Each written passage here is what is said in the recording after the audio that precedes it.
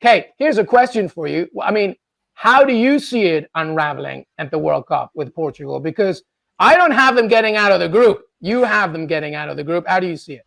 Of course I do. I can't see them not getting out of the group. I think they're absolutely stacked when it comes to attacking players. It's a great supporting cast around Ronaldo. We know what he means to that nation as well. And I just think that I don't know how it's going to play out. I feel with Cristiano Ronaldo, it's going to either be where they crash out and people will all point the finger at him and say, ha ha, look, or he will do something. I feel as though it's going to be one thing or the other. Like he'll do something really big, like Mark was just saying, these important moments where he pops up. And I feel as though it's going to be that one end or the other when it comes to Portugal. But I want to get on because we're talking about who'll go where. Some people have got Portugal going all the way to the final. Who've you got in the final, Mark?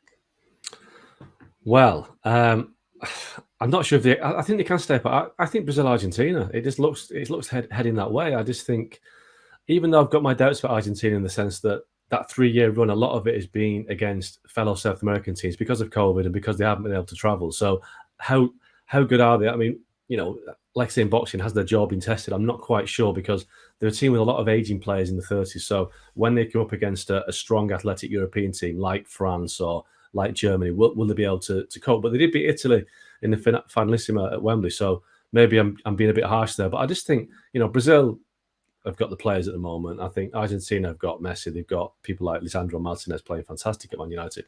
And I think the European teams they've all got problems. I think France, injury problems, England, injury problems. Spain haven't got a goal scorer. Germany haven't really got a goal scorer. So I think the usual suspects are not quite there. The Netherlands haven't got a goal scorer. So I think, listen, I'd love to see Brazil, Argentina in the final.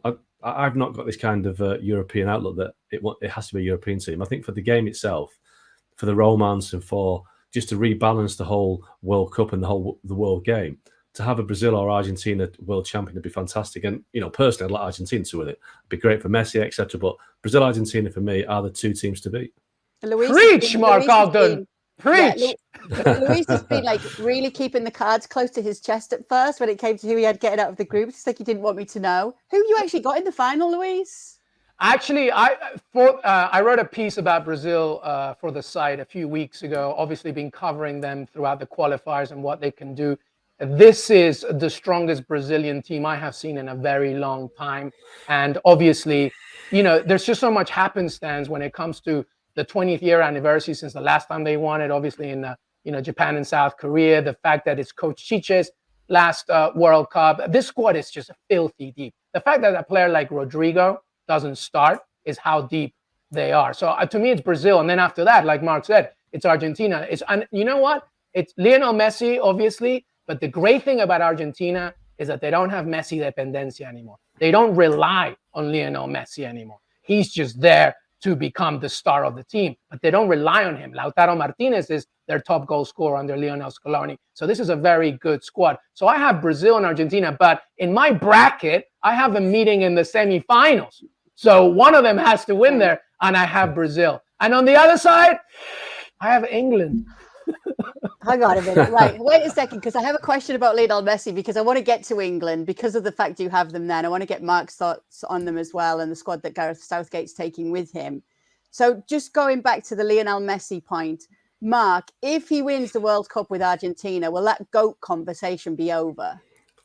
Well, the GOAT conversation, i.e. Messi or Ronaldo, will be over. But I think, I grew up in here when Maradona was just an amazing player. And he won a World Cup on his own in Mexico in '86. And I think, the tendency of the modern game is to dismiss the players of the past. And I think, so in terms of the modern era, I think Messi supersedes Ronaldo if he wins the World Cup. But, Diego Maradona, Pele, Cruyff, Zidane, all these amazing players that, obviously Cruyff didn't win a World Cup, but these superstar players of the past are, equally deserving of being in that conversation of being the GOAT.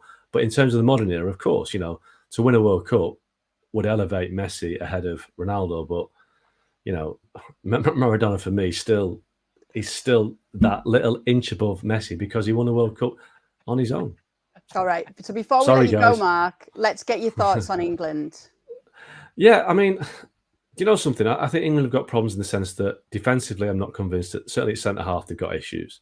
Centre midfield, I mean, Jude Bellingham's an amazing player. Declan Rice is a very good player, but they haven't got a player in England who can dominate a game. So when they've had problems in the past in major tournaments, you know, people like Marco Verratti in the Euro final that dominated possession, Luka Modric in 2018 in the semi-final.